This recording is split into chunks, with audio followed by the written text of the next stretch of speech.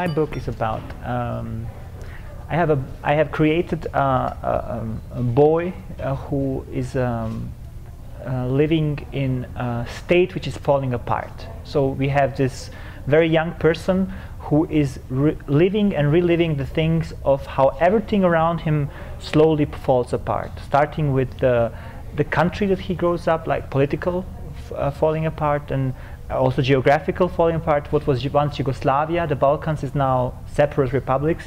But all of that is narrowed down to his personal history being this very creative, naive, talkative, funny narrator. So through his eyes, we discover, or we lived through the political, political separation between what was Yugoslavia before, starting with a very normal childhood in this place, and then getting very much more radical and radical and radical until the war breaks out. So we are following this boy called Alexander through years of his childhood where everything is all right, but then slowly, thing by thing, the war creeps inside. So you have first, somebody doesn't want to sing a song because it's connected to the ethnical, culture that this person doesn't like. Then the next time somebody has a gun and say, what are you doing at my home? I don't want you here. So slow by slow, little by little, war creeps into the life of this boy. And he's still the narrator. So he still now he doesn't tell any more funny stories about some guy who was betrayed by his wife, but he has to tell about what's happening in his little city. And it also hits his family. The family has to leave the town, the war starts, the family has to flee, comes to Germany, and still Alexander is our kind of like a haven, where all these stories about victims and shooting and fires and everything comes together in his narration.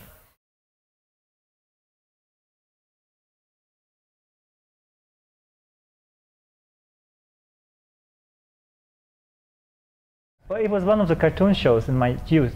We had two channels in the TV, the first channel and the second channel. So the first channel had one slot for cartoons, and it was 7:15 in the evening, and they would show 3 cartoons approximately, and then news came at 9, and it was my time. That was my TV time, and they showed Bugs Bunny, Speedy Gonzales, and Lolek Bolek. That's something from Czech Republic. And those 3 were most of the times in the TV. And I really liked Speedy Gonzales a lot because I actually liked the wolf much more than Speedy. So that was it. I knew it from there. So.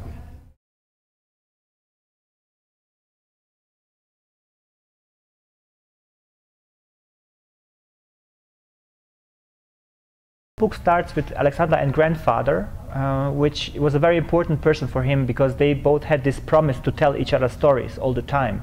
And then the grandfather dies on the first page, so Alexander has to tell double as much stories now because the grandfather is dead. I have a very personal memory of my grandfather who died when I was very, very, very young. And it's a memory of him, how do you call it? He is filling out the crossword. And I am sitting in his lap, and I'm not being quiet. So he says to me, I cannot concentrate to the crossword if you're doing this. And then I tell him, so do the crossword with me. And so he asked me questions from the crossword, and I helped him. I had no idea, but he always helped me, telling me, okay, this is a river in Italy. It starts with a P. Could it be P, Po, Pa? And I was like, Pa, no, I don't think it's Pa. So we had, and this is my only memory of my grandfather. Years later, I discover in a family album that there is a picture of me and my grandfather sitting there. There's a crossword on the table, and I'm on his lap, and it's like this moment frozen that I have the only moment that I remember. So even though I imagine all these things happening with him talking with me about the crosswords, I am not, from this moment, I'm not anymore sure if this is a true memory or if I have seen this picture and then I'm remembering the picture when I was little. Because it is exact the same, except there is no dialogue in it. There is no, Sasha help me with the crossword. And so what I was trying to do in these, there are many little scenes, and you are observing very correctly, where Alexander is playing with pictures. At some point, this other grandfather, he looks at him and he's a young man. The grandfather is a young man. And I'm trying to, when you have only this, you have just one little image of somebody's life, and you don't know anything, what can you do with it? Create a story. What kind of pants does he wear? Does he have big ears or little ears? Does he wear glasses? Is he a tall man wearing something really strange in his hands? And Alexander takes this little element, a little picture, and creates a big story out of it. And that's what I was trying to do at some places.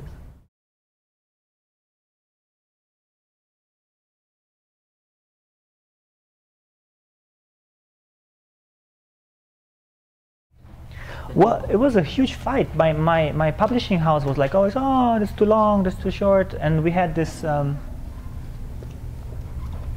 commercial break. We had this list of titles, of possible titles, and I liked this one the best. I suggested, I think, 10. My editor suggested 5, and then we were like, oh, okay, what does this title tell? What kind of story does it tell? And I like this because it's such a Baroque thing, you know, how you told stories in the Baroque times. You would give the reader something, but not too much. You know, you give the reader a question, an indirect question. For example, how did this young lady come with this card in this room? And everybody's like, how did she do that? So this is what happens here. How the soldier repairs the gramophone. And you ask, okay, how does he do it? So you want to read, you want to know how does he do it. And it is a very central point of the book because he repairs it in a very particular way. He puts a gun into this, this round thing, and then the gramophone is scared and starts to play music. And it's a very central point in the book because Alexander tells the story, and that's how he imagines things. That's the question that you just asked, is his imagination turning around the reality to something that he would like to see. So he is afraid that this soldier will shoot the gramophone, so in his imagination he starts the music. And that's why it's kind of, I like it. It's nice. Como el soldado repara el gramofono.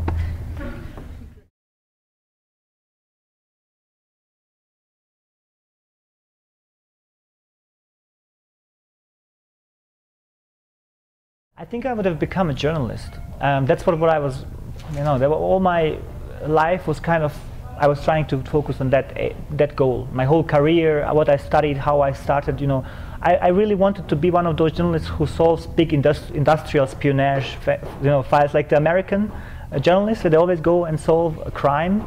I wanted to be like that, and I never became that. It's a sad story, actually. No, so I would probably have become a journalist more than an author. Right now I work more than a journalist, so it's,